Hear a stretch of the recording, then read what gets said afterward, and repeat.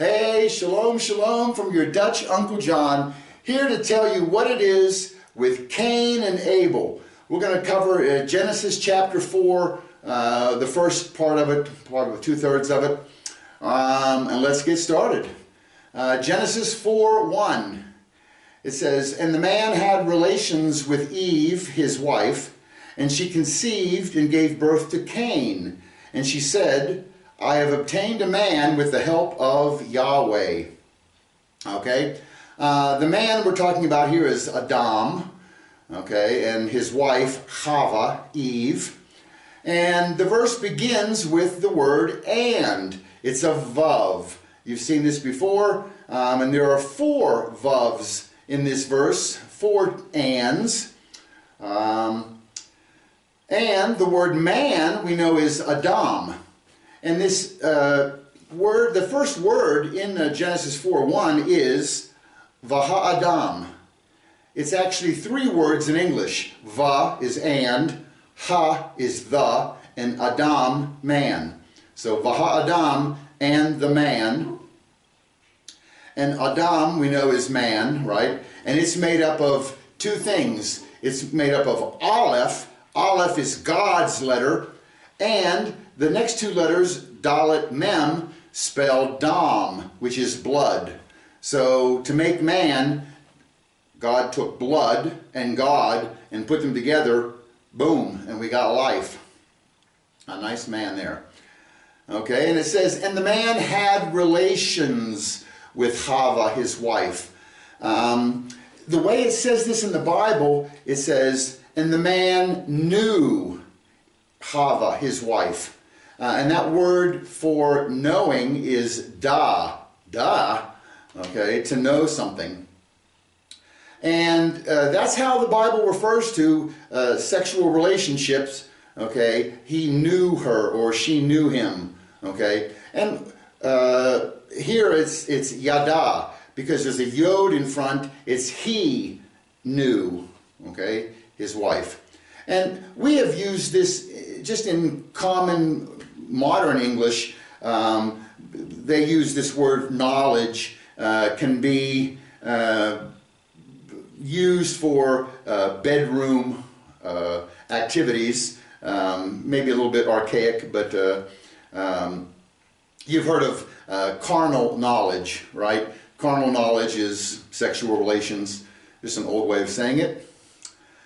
So yada, he knew his wife. Then there's an Aleph Tav, and Aleph Tav points to the direct object of the verb. The verb is knew. What follows Aleph Tav is what he knew, and Eve follows that. Okay. There's actually 3 Aleph Tavs in this verse. She conceived and gave birth to Aleph Tav, Cain. And she says, I have obtained a man, Aleph Tav, with the help of the Lord. We'll talk about that in a minute. And the wife's name, as you said, was Chava, right? Chet Vav He. And she conceived and gave birth to Cain, is the way it's pronounced in the Hebrew. It's a kuf, yod, final noon.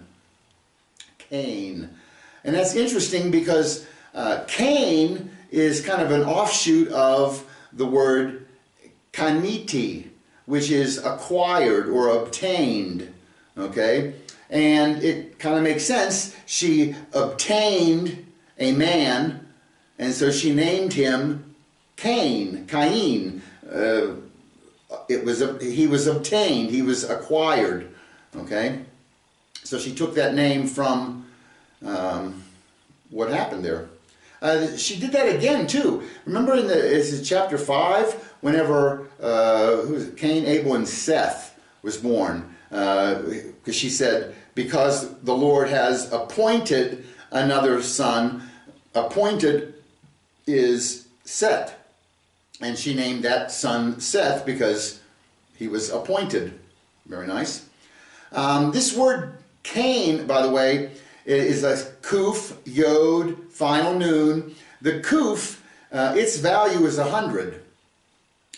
And you should know that something, whenever 100 is associated with somebody in the Bible, that kind of points to they could be in contention for the messianic line. And we know that a Messiah is coming due from Genesis 3:15, right? The proto-evangelium. And right now, Cain would be the number one suspect for being the messianic line. And he's got a 100 in his kuf there, which points to this. And some other examples. Look at Genesis 11:10. It says, these are the records of the generations of Shem. Shem being Noah's son. Shem was 100 years old when he fathered Arpachshad, 2 years after the flood.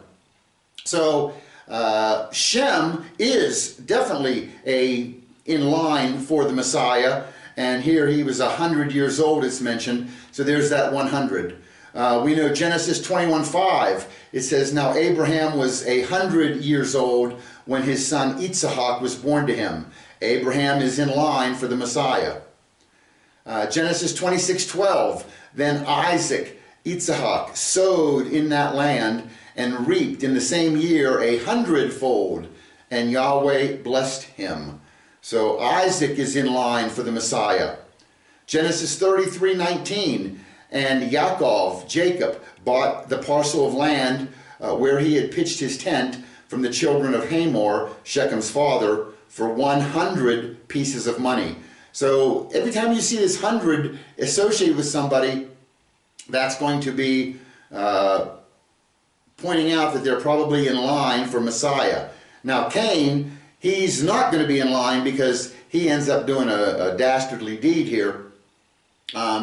And if you look at Cain, the letters in Cain's name, it's a kuf, yod, final noon. The kuf, notice the kuf sometimes is thought of as, or its picture points to the back of the head. You know, if you look at the Hebrew alphabet here, look at the letter kuf. It's the only letter that's facing backwards. All the other letters point, Hebrew reads from right to left. All the letters open up and face to the left. But the kuf, it faces backwards. So you're seeing the back of the head. Okay? So you have a back of head, and you have a hand, and you have life. So what can we get out of that? You know, I'm assuming that he smacked his brother in the back of the head and took his life. Did he use a hand or a rock? I don't know. But there's some pictures there that are kind of associating with, maybe he hit his brother on the back of the head, took his life. I'm getting ahead of myself. Let's move on. Genesis 4:1, and she said, this is Eve talking, I have obtained a man with the help of the Lord. The word for say is amar. All right? We see it early on, Genesis 1:3. Vayomer Elohim, Yehi Or, Vayi Or, and said God, be light, and light was. So this amar means to say, and she said, I have obtained a man. The word man, we know, is ish. That's one of the words for man in the Bible. Remember, there are 6 different words for man in the Bible because man's number is 6. Right? Adam, Ish, Enosh, Giver, and in the New Testament, Aner and Anthropos. All right? By the way, I'm going to throw this one in for free. That word for fourth one that we read, Giver. You have used this before and probably not realized it. Because when you switch it to English, Giver is man. And if you're a man of God, God is El. So you would have like Giver, El. But we change it to a B in English, and it becomes Giberel or Gabriel. That's one of the 3 angels named in the Bible. There was Michael, the archangel, and there's Gabriel, and there's a third angel mentioned in the Bible by name. You know who that would be? Lucifer, the bad one, okay? So Ish they're using here, and Ish we know means man, and you've used that in English also, because if you put it on the end of a word, it means, like Danish is a man of Denmark, Swedish, a man of Sweden, Irish, man of Ireland, etc. Okay, so, and she said, I have obtained a man with the help of the Lord. I have obtained, we already said, is kaniti, right? To obtain. And then there's the word ish, man. All right. And then there's an aleph tav and a yud he vav he. Where is with the help of the Lord? With the help of. I don't see that in this passage. So what it's really saying is, and she said, Kaniti ish et Yahweh. I have obtained a man, Yahweh. There is no with help of in this verse. You know, there it is. And she said, I have obtained a man, Yahweh. She's thinking back to Genesis 3:15, where God says to her, I will put enmity between you and the woman, and between your seed and her seed. He shall bruise you on the head, and you shall bruise him on the heel. She is knowing that God has promised some deliverer person who's going to crush this snake's seed's head, right? And he himself will have his heel bruised. So she just heard that one chapter earlier, and now she's obtained a man, the Lord. She is assuming that this baby that she's had is Yahweh. That's what I think. And that he would be the Messiah, and he would be the one who conquers the snake's seed. Okay? Very interesting. And why that the translators added that phrase, with the help of, because it is just not in there. You can see that. Okay? All right. Verse 2. And again, she gave birth to his brother, Abel. And Abel was a keeper of flocks, but Cain was a cultivator of the ground. Here's the word brother. It's ach. Aleph chet. And if you put a vav in front of it, or at the end of it, it becomes his brother. All right? And it says she gave birth to his brother. And it would be Achev, his brother. And I'm going to call these boys Abel and Cain, because that's just what I grew up saying, and I don't always say Havel and Cain, and you probably don't either. Okay, so here once again is an Aleph Tav in front of his brother. She gave birth to Aleph Tav, whatever follows, his brother, Aleph Tav, Abel.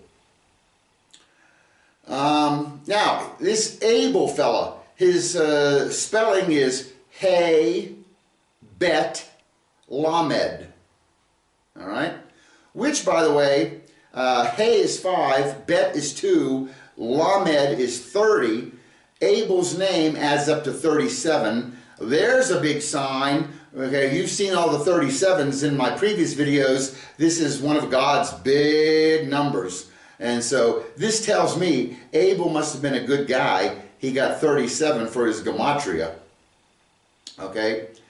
And you know, another thing that I was wondering is, Cain and Abel, are they twins? How much time passed between Cain's birth and Abel's birth? Let's go ahead to Genesis 29. Look in verse 32 starting.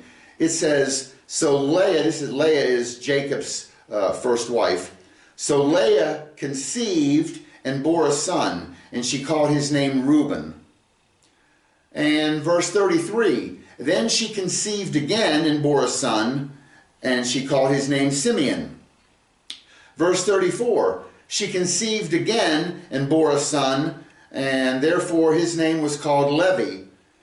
Verse 35, and she conceived again and bore a son, therefore she called his name Judah.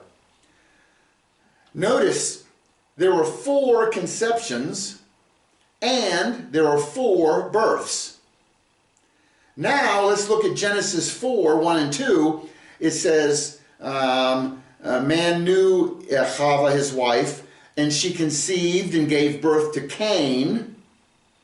Verse 2, and again she gave birth to his brother Abel. Here I only have 1 conception and I've got 2 births. So this makes me tend to think that these boys were twins. Okay? Cain first, Abel second, and there's just 1 conception that created them both. Because we have a history in the future. We have a history in the future. Does that make sense? Yeah, we have a history in the future of each conception producing its own birth. Okay? So most likely they were twins. It says, again, she gave birth to his brother Abel, and Abel was a keeper of flocks, but Cain was a cultivator of the ground. That word ground is Adamah. Aleph, Dalet, Mem, Hey, and it's from Adamah that we get Adam. Remember, when God formed Adam from the dust of the earth, he formed man, Adam, from the Adamah. Very cool.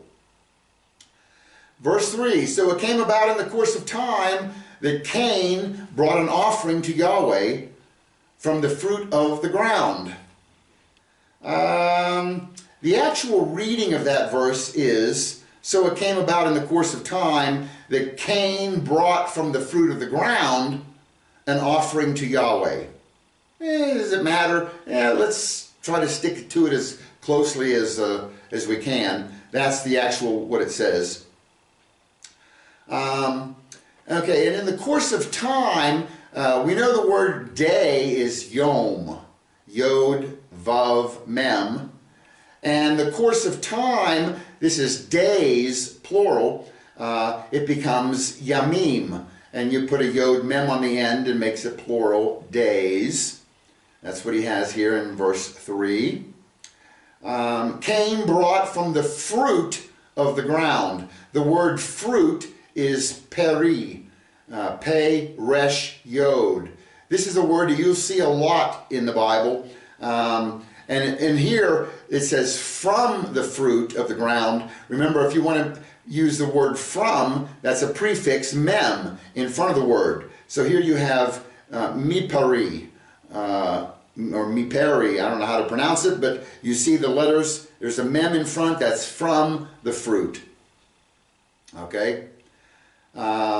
Anytime you have a mem in front of a word in the prefix form, it's from. Okay? The word Ephraim is, remember, Joseph had 2 sons, Ephraim and Manasseh. Ephraim has that pre in the middle of it, pe, resh, yod, fruitful. Okay? Ephratah, this is Micah 5:2 when it's prophesying the Messiah, will come from Bethlehem, Ephratah, a fruitful place. All right? And Abel, he also brought an offering from the firstborn of his flock and from their fat portions. And Yahweh had regard for Abel and his offering. That firstborn word is Bekor, Bet, Kaf, Resh, and we've told you this before, but we'll throw it in here real quick. Bet is 2, Kaf is 20, Resh is 200. The word firstborn adds up to 2, 2, 2. And remember, anytime a number repeats itself in the gematria value. There's some hidden meaning in that, and we know about the firstborn from Deuteronomy 21:17, where it says, indeed, he must acknowledge the firstborn, the son of his unloved wife, by giving him a double portion of all that he has. So firstborn gets a double portion, and firstborn adds up to 222, pointing to the doubleness of it. Genesis 4:4, and Abel, he also brought an offering from the firstborn of his flock and from their fat portions, and Yahweh had regard for Abel and his offering. And it actually says, and Yahweh looked favorably on Abel and his offering. It's interesting, Cain, he's bringing fruit and vegetables from the ground, and this was not pleasing to God. Abel brought a lamb sacrifice. I think God is setting up what he prefers, right? He's letting us know. And this makes so much sense. Look at what Cain had to do. Cain had to go out in the field. He had to plow the field. Then he had to plant the seeds. Then he had to water the seeds. Then he had to weed the garden. And then he had to prune and et cetera, and tend and care for and work. And then he had to go through and harvest everything. And then he presented it.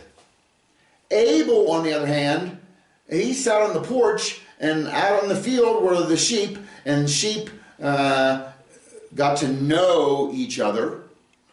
And they had baby sheep, and the baby lamb grew up, and Abel just walked out and got the sheep and sacrificed it and presented it to the Lord. Abel did zero work in his gift.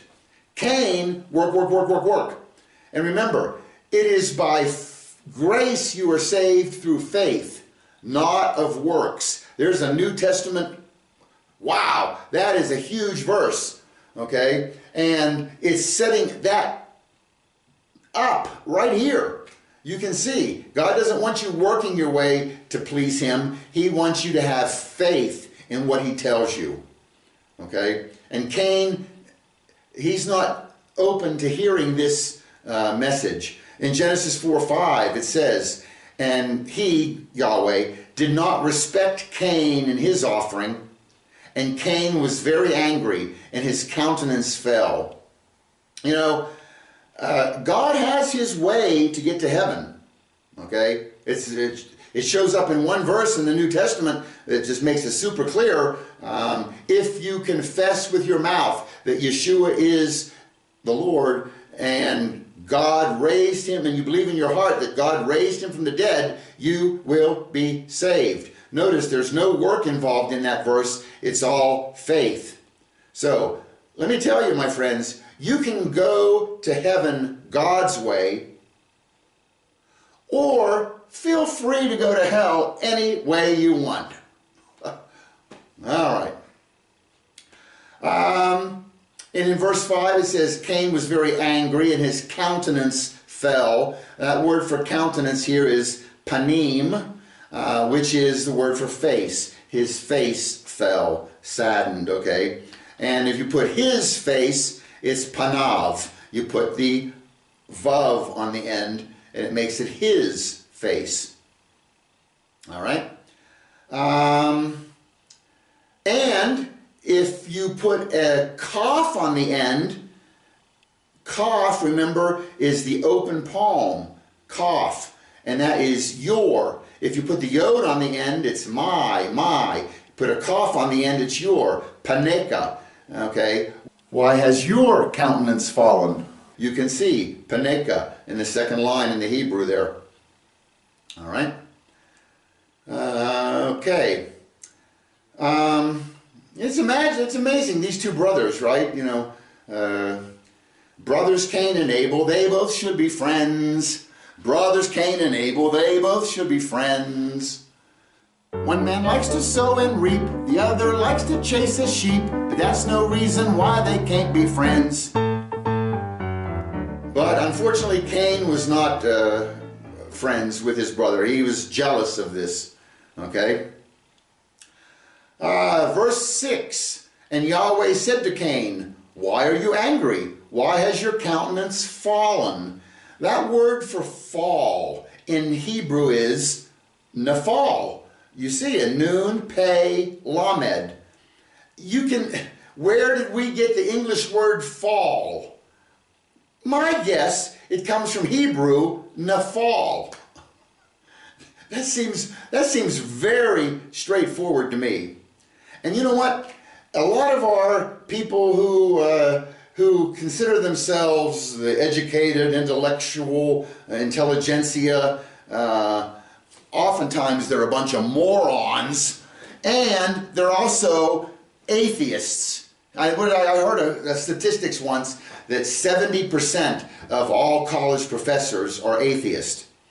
Now, is that number correct? I don't know. 47.6% of statistics are made up on the spot. So 70% does sound logical. And you know what? They are going to come up with, whatever they're studying. If they're studying the beginning of time, they're not going to believe in creation. They're going to believe in a Big Bang, right? And if they're working in words and etymologies of words, they're going to trace back a word, trace it back, and they'll never go back to the Hebrew.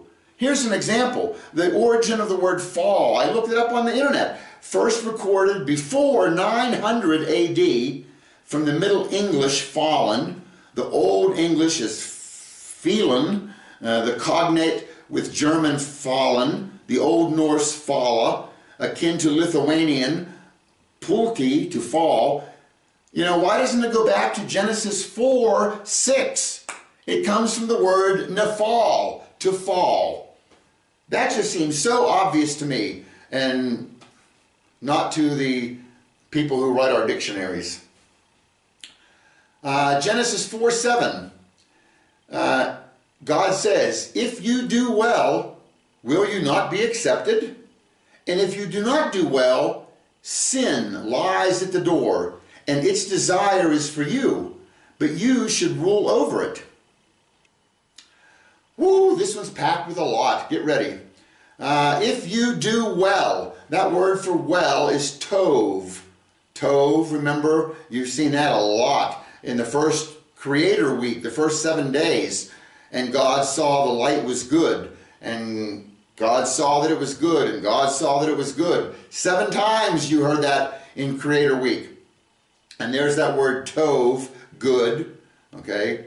And if you make it yatav, yatav means to be good, okay, the verb. And if you do not do well, sin lies at the door. The word for sin here is chata.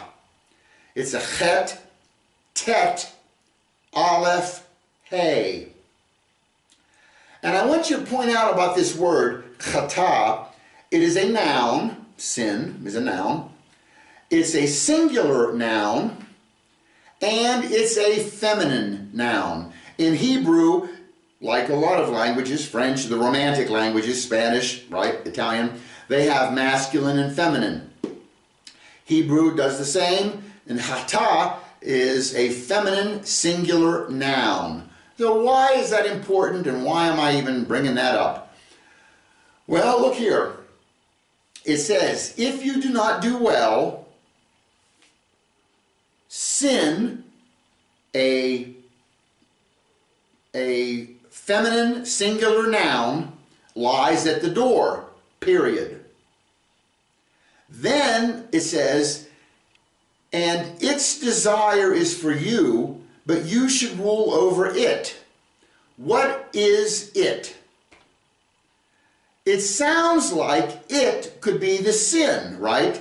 The sin lies at the door, and sin's desire is for you, but you should rule over sin. That's how I interpret that on first reading, and probably you as well. But Look at this word for it. That word it is a third person, is singular, and it's masculine. Now, it cannot represent sin, because sin is chata. It's a feminine noun. And you can't use the masculine it to represent a feminine sin. You understand? So the it on this third line must refer to something else. And what? Well, it turns out it's third person masculine. Third person is going to be he, she, or it. And we know it's not she. It could be it or it could be he. And we don't have a whole lot to go on above this. So what if it was he? He, there's only one he other in the story, and that would be Abel. His desire is for you, but you should rule over him. Abel's desire is for you, but you should rule over Abel. That's what God is telling him here. Okay? It's not the sin that you should rule over, and it's the sin's desire. No, it's his younger brother, Abel. His desire is for you, Cain, and you should rule over him. You understand? It has to be that. There's no other thing it could be. So just know that as you're reading. There you go. That's a cool thing. That deserves a drinkage. Pomegranate today, and water and ice. Verse 8. And Cain talked with Abel his brother, and it came to pass when they were in the field that Cain rose up against Abel his brother and killed him. That first line of this, it says, and Cain talked with, that's the translation. In the Hebrew, there it is again, Amar. And Cain said to Abel his brother. What did he say? It doesn't tell me. It says, and Cain said to Abel his brother. What? And it came to pass when they were in the field. Then it goes off to something else there. It never does say what Cain said. And maybe if you do translate it as, and Cain talked to Abel his brother, and then maybe we don't need to know what he actually said, but he went out to talk to his brother, and then it came to pass when they were in the field, he rose up and killed his brother. But that's an odd thing there. So he kills his brother, Abel. And verse 9, and Yahweh said to Cain, where is Abel your brother? And he said, I do not know. Am I my brother's keeper? That's kind of interesting. You know, it almost could be, he could have said, because remember, Abel was a shepherd, right? He's the one raising the sheep. Am I the shepherd's shepherd? It doesn't say that, but that would be kind of what it would be. All right, very nice. In the actual translation, if you read the second line, it says, and he said, I do not know, the keeper of my brother am I? Okay, so it's a little bit backwards from the way we say it in English. And here you have that word brother twice in this sentence. There's the ach, okay? You can see it, ach. I have it underlined in the heavy blue. And if you want his, remember we talked about this earlier, if you want his brother, you put a vav on the end. I have his brother, and I have the underline very lightly there. If you want your brother, which here in this, it says, where is Abel your brother? How do you do your? It's the open palm, kaf at the end. So it's achika, your brother. Again, brother has the heavy line, and your has the light line. And then in the second line, the keeper of my brother am I. So how do you say my brother? Well, this is, you put the yod on the end, right? Yod is the closed fist. My. And you see the my, I have underlined very lightly, okay? I use the heavy line for brother, And I use the thin red line there under the yod for my. Okay? And you can see that the line under the yod, it ain't heavy, it's my brother. Okay, verse 10. And he said, "What have you done? The voice of your brother's blood cries out to me from the ground." And he said, this is God speaking, "Ma, what have you done?" Remember, ma, that's a word you're going to see a lot. What? Ma! Okay? And what have you done? The voice of your brother's blood. We said earlier that word Adam is Aleph and Dam, God and blood. Here's the first time in the Bible that you see the word blood. It's in Genesis 4:10, and it's Dalet Mem. And you know the law of first usage, whenever you see a word the first time, it will teach you something about that word. Okay? Remember in Genesis 22:2, God tells Abraham, "Take your son, your only son, whom you love, Isaac, and go to the land of Moriah." Here's the first time the word love is used in the Bible. And it's a picture of a father sacrificing his son. Wow! There's a huge picture. Because in our complex unity, Father, Son, Spirit, God, we have the God the Father sacrificing his son for the sins of the world. Very nice. Okay? That law of first usage, we see it in the word kiss, Genesis 27:26. Then his father Isaac said to him, "Come near now and kiss me, my son." Okay, so kiss is obviously some verb associated with love, and you have a father asking his son to kiss him. Okay, nashak is kiss. That's the first time kiss shows up in the Bible. So if the first time blood shows up is in 4:10 of Genesis, this should tell us a little hints about blood. Well, one thing I learned is that blood cries out. So blood speaks. The voice of your brother's blood cries out to me from the ground. Yeah, I see that. Okay? And we said that Dam is part of Adam, and comes from Adamah, ground. So here we've got, it's all tying together. The Dam is crying out from the Adamah, ground. Interesting. 4:11. So now you are cursed from the ground, which has opened its mouth to receive your brother's blood from your hand. Which has opened its mouth. Mouth is pay. Remember, pay is a letter, right? And it's also a word. It means mouth.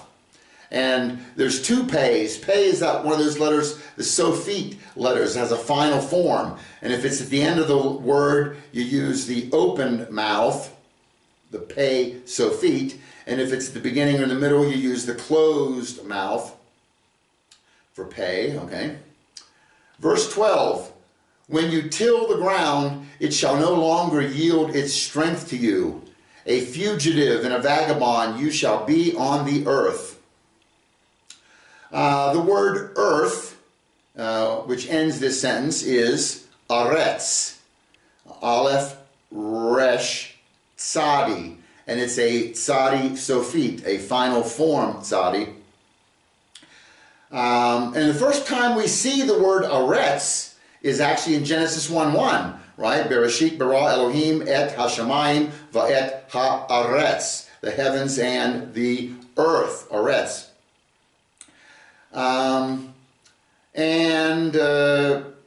There's ground again when you till the ground, the Adamah.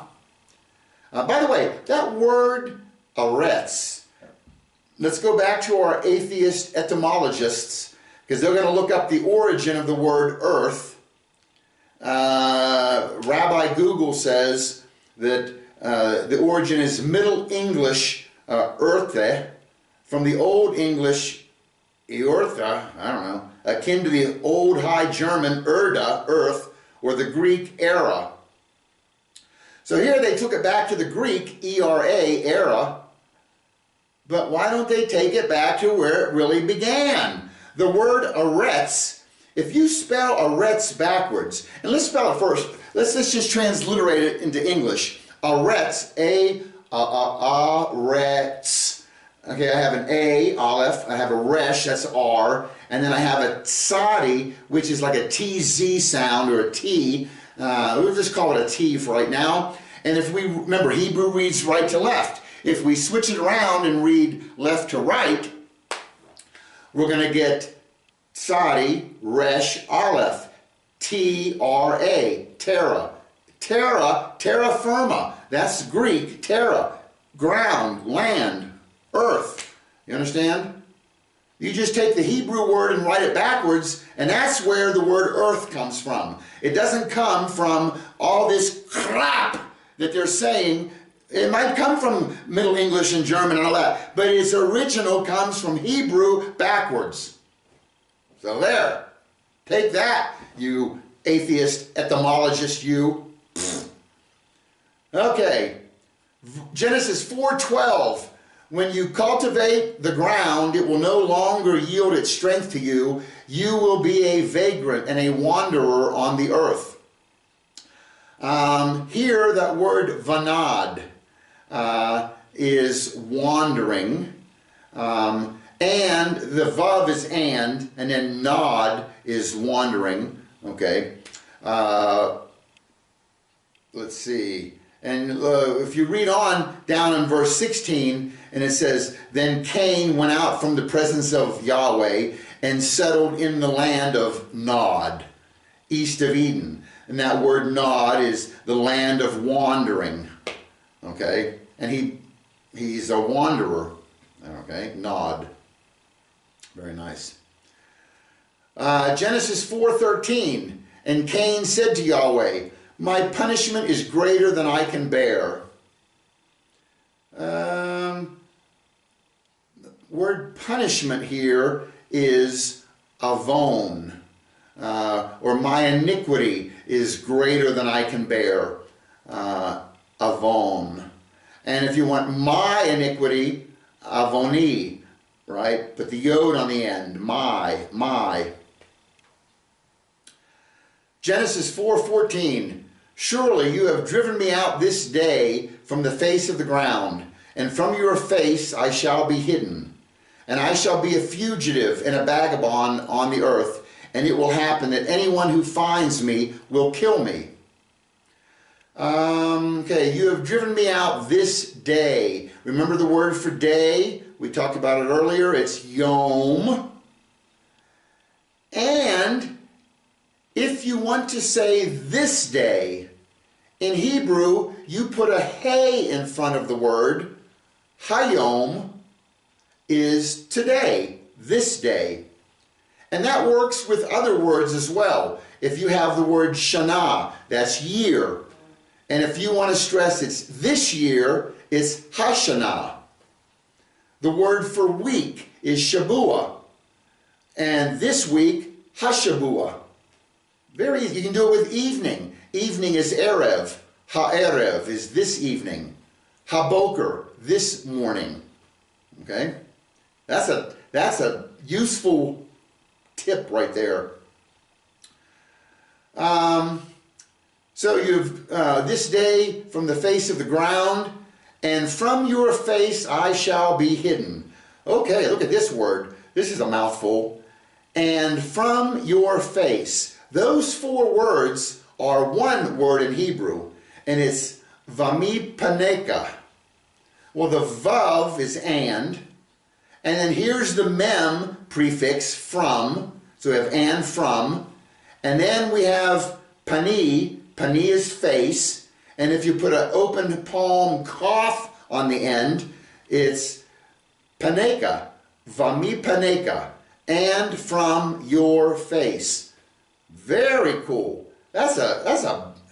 That's a big word, and we've deciphered it. You've deciphered it. How cool is that? Okay, and from your face I shall be hidden. Ooh, look at this word hidden. It's an aleph, a samek, a tav, and a resh, and it's pronounced Esther. Esther. We know about Esther. She is the queen much later on in when the Jews were in Persia, right? They were taken by Babylon, and then from the Babylonians they were conquered by the Persians, and Esther eventually became the queen, married to the king Ahasuerus, or Xerxes. I think most people think that's the same guy. But Esther, and Esther's name means hidden, okay? And it's kind of cool, and I've got an Esther talk. We're ready to film it. It is, it's good. It's going to be a two-parter. It's very long. But in the book of Esther, God is hidden. His name is not mentioned anywhere in there, but he's in there everywhere. You can just see his fingerprints manipulating or doing or something, making things happen. Very nice. So keep that in mind. Esther means hidden. Verse 15, and Yahweh said to him, therefore, whoever kills Cain, vengeance shall be taken on him sevenfold. And Yahweh set a mark on Cain, lest anyone finding him should kill him. Okay?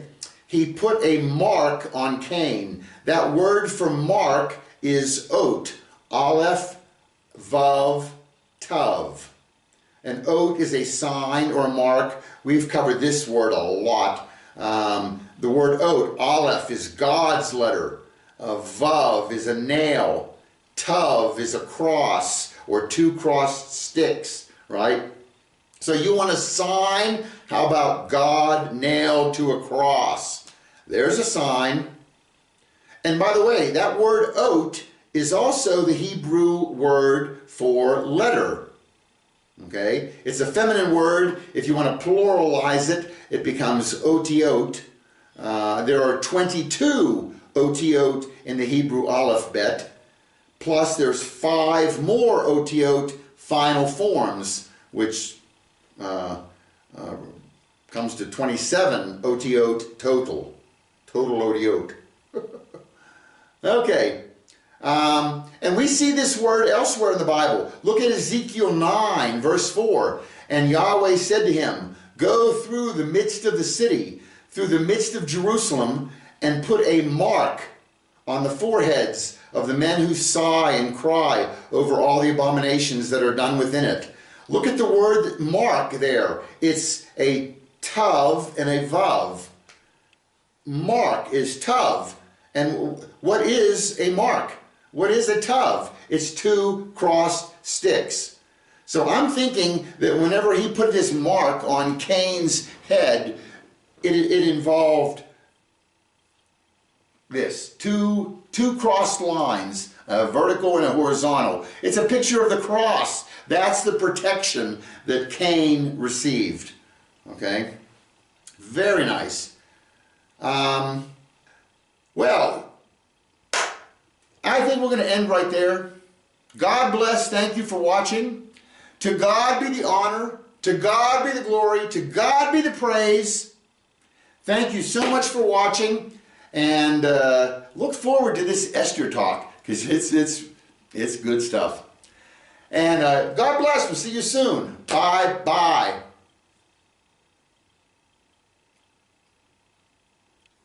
Wait! We have a bonus. You know, in the New Testament, it's Hebrews chapter 11. They call this the Hall of Faith. It lists all these characters that are the good faith people, okay? And Abel is in this category, okay? He made the Hall of Faith. We also read about, it talks about Abel as being a prophet.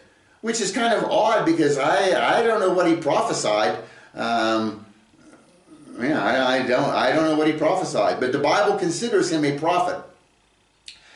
But nevertheless, he is going to be like this first guy who, first good guy who gets it and brings the right offering to the Lord, and he becomes the first martyr, okay?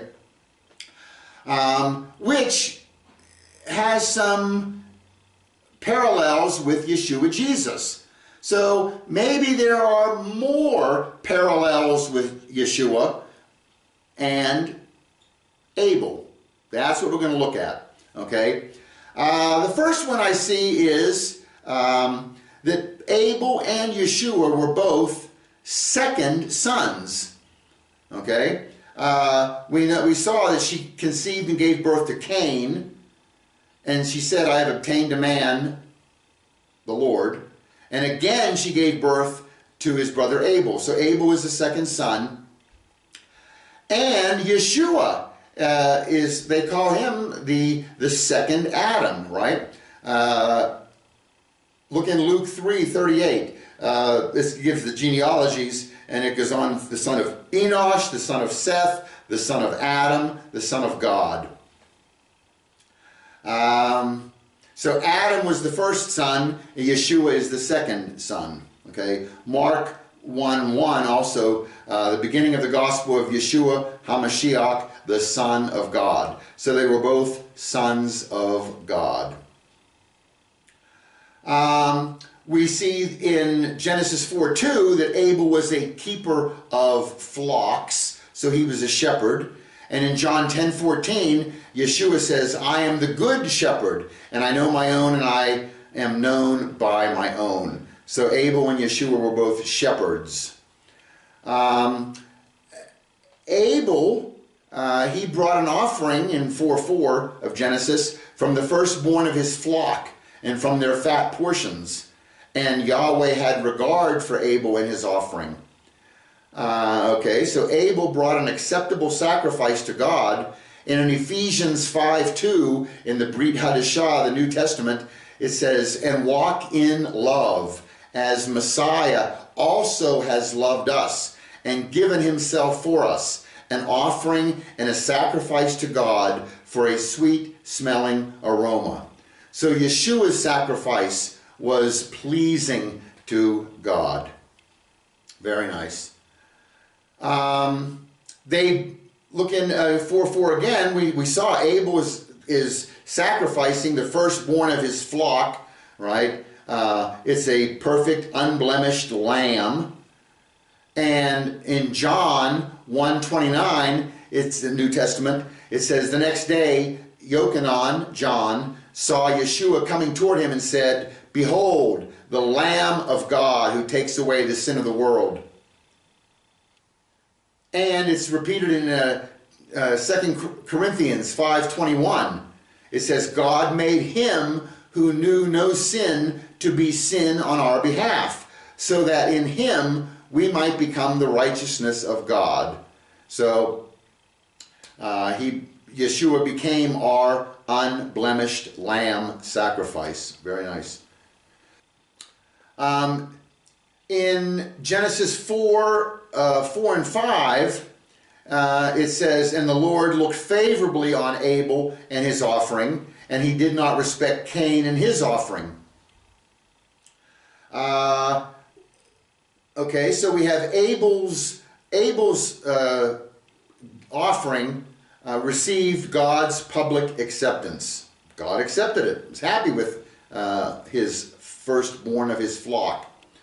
In Luke 3:21 and 22, this is at Yeshua's baptism. When all the people were being baptized, Jesus was baptized too. And as he was praying, heaven was opened, and the Holy Spirit, the Ruach HaKodesh, descended on him in a bodily form like a Yonah, like a dove. And a voice came from heaven, you are my beloved Son, in you I am well pleased. So Yeshua also received God's public acceptance.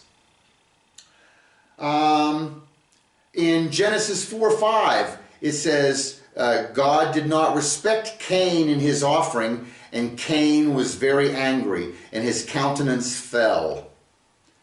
So Abel ended up being betrayed out of envy.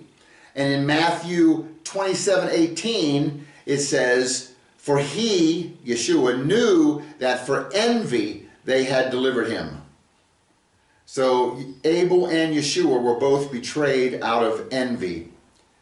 Genesis 4:8, and Cain talked with Abel his brother, and it came to pass where they were in the field that Cain rose up against his brother and killed him.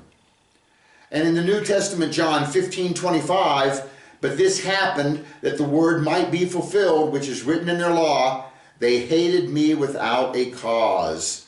So there is hatred toward both Abel and Yeshua by their own brothers. Another parallel, nice. And again, the same thing, Cain rose up against Abel his brother and killed him.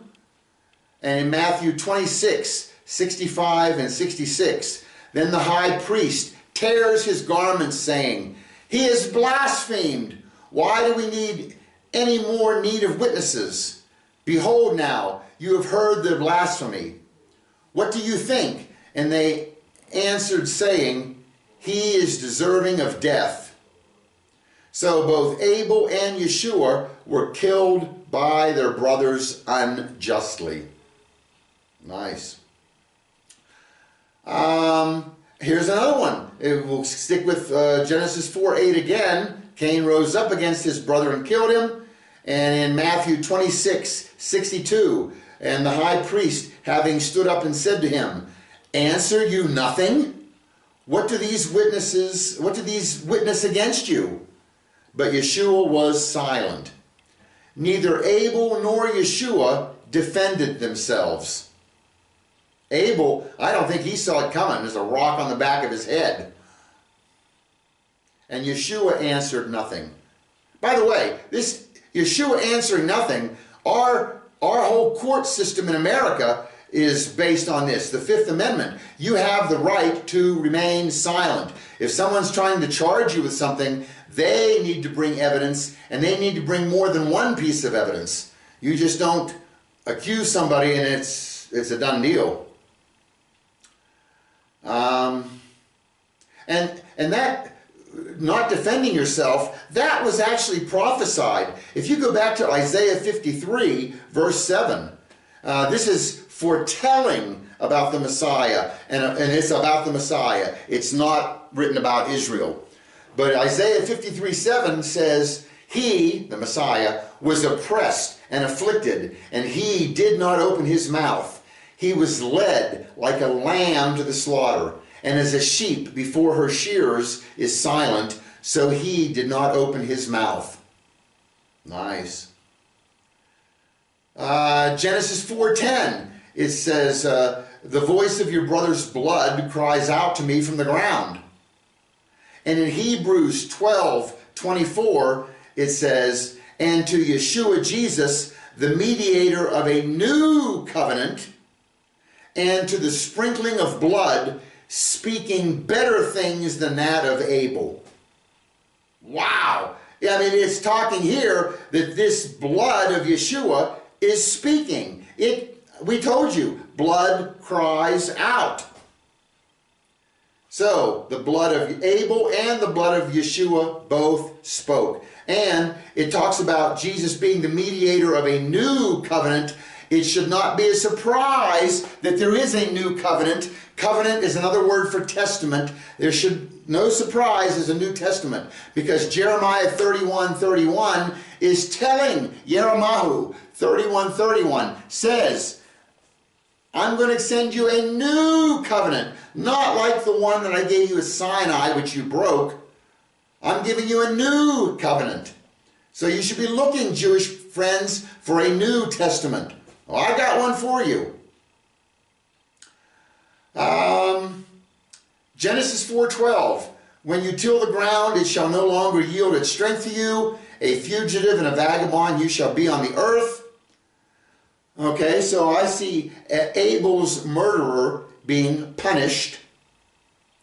And in Mark 12, starting in verse 7, he has this vineyard parable, but those vine dressers said amongst themselves, "Hey, this is the heir. Come, let us kill him, and the inheritance will be ours."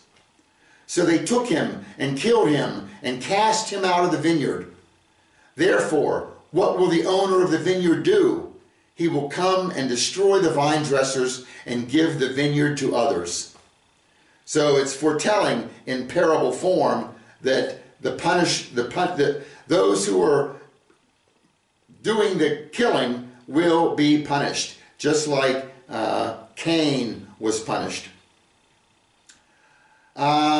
Hebrews 11:4, it says, "By faith Abel offered a better sacrifice than Cain did." I had mentioned earlier that Abel was in the hall of faith. Okay?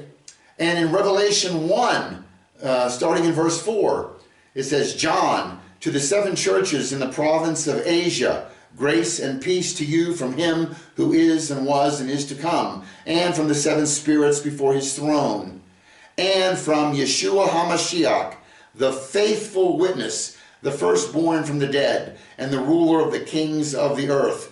Okay, so Abel and Yeshua both had faith. Very nice. And by the way, notice John's greeting here, "Grace and peace to you." Grace always comes before peace. You cannot have peace unless you receive God's grace. Then peace comes. And they always have it that way. Grace and peace to you. Very nice. In 1 John 3:12, it says, "Do not be like Cain, who belonged to the evil one and murdered his brother. And why did Cain slay him? Because his own deeds were evil, while those of his brothers were righteous." Okay? So Abel was a righteous man. And in Luke 23:47, when Yeshua is hanging on the cross, the centurion saw what had happened. He gave glory to God, saying, "Surely this was a righteous man." Abel and Yeshua both were righteous. Again, Hebrews 11:4, Abel was commended as righteous. By faith, Abel was commended as righteous. And again, Revelation 1:4 and 5, verse 5, "And Yeshua HaMashiach, the faithful witness." So they were both faithful. Luke 11, verse 50, starting, "As a result, this generation will be charged with the blood of all the prophets that has been shed since the foundation of the world, from the blood of Abel to the blood of Zechariah, who was killed between the altar and the sanctuary. Yes, I tell you, all of it will be charged to this generation." So, it's saying here that Abel was a prophet. That's what it says, with the blood of all the prophets, from the blood of Abel. Again, I don't know what Abel prophesied, but the Bible refers to him as a prophet. And if you go to the New Testament here, Matthew 21:11, the crowds replied, "This is Yeshua, the prophet from Nazareth in Galilee." And again in John 4:19, the woman said to him, "Sir, I understand you are a prophet." She's talking to Yeshua here. So Abel and Yeshua were both prophets. All right. Of course, the ultimate prophet is Yeshua. And remember, how do we, there's a lot of parallels we just covered between Abel and Yeshua.